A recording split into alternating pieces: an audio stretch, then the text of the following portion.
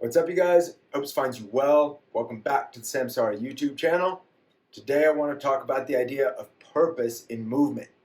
Whether you're perusing around the internet or flicking through Instagram, hanging out at your local gym, you'll find all these experts that are telling us these are the moves you should do. You should deadlift, you should do bicep curls, you should do this weird mobility move I came up with. And the question we've got to ask is why? What criteria did they apply to movement that made that the right movement and that the right way to do that movement? The thing that I keep coming back to is that as human beings, we are not machines. We were not purpose-built to do one thing over and over again. We are biological organisms. We're hardwired for adaptation. And the environment that's driven all of our adaptations for all of human history has been the natural world around us. The reason that we can throw and run and leap and sprint and change directions is a function of the demands that the natural world put on us over millennia. And somewhere around 6 million years ago, humans really started to diverge as a species from primates and really become humans in the shape that we are today. And a lot of the adaptations that we made of starting to stand up, of losing our body hair, and developing these amazing endurance capabilities, that has been the journey of human evolution from that 6 million years down to who we are today. And it's really in the last 2 million years that we see that humans really started to evolve towards these particular patterns of locomotion, of how we cover ground, because that's what we do best. When we look around us in the animal kingdom, we're not the strongest, we're not the fastest, but we do have the best endurance. We are particularly well adapted to cover ground. And the reason that's important is because that comes from our environment.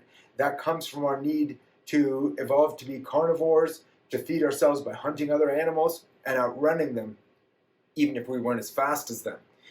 So what I propose is that when we talk about movement, when we introduce a new mobility move, a new strength move, the criteria for all movement is, does it reflect the innate patterns of human locomotion? Does it reflect how we've evolved over the last few million years in which we've become the unique species we are today?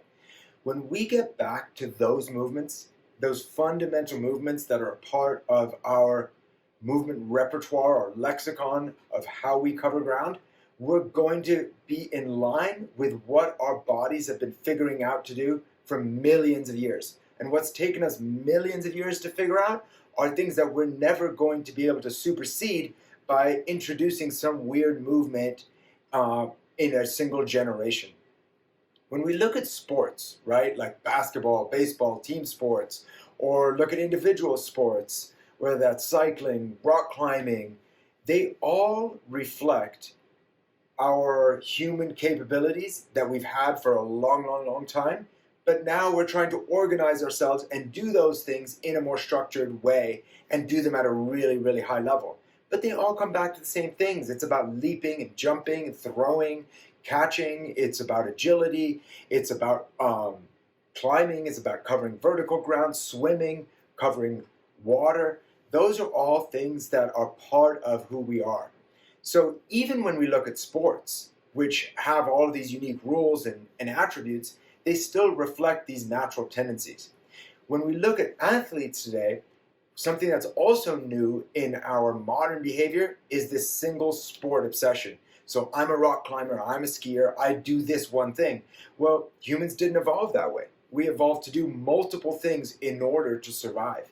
And when we start diverging from that very active locomotive type of habit that was a part of how we survived on the planet, to now sitting in desk chairs, typing in computers, and then all of a sudden doing one sport and doing it to the highest level, obsessively, doing training movements that reinforce that movement pattern, it makes so much sense that we're going to have all of these dysfunctions because we're moving in ways that are just totally divorced from how we've evolved.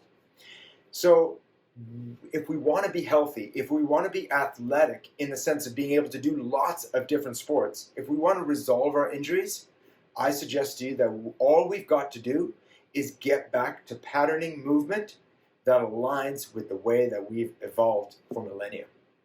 So in the next video, I'm going to get into showing some of those movements, and we can talk about some of the different ideas that permeate movement. But that's really the driving idea, is what are the innate patterns of human locomotion? How did we evolve to move? Let's go back and figure out how to build those into our training.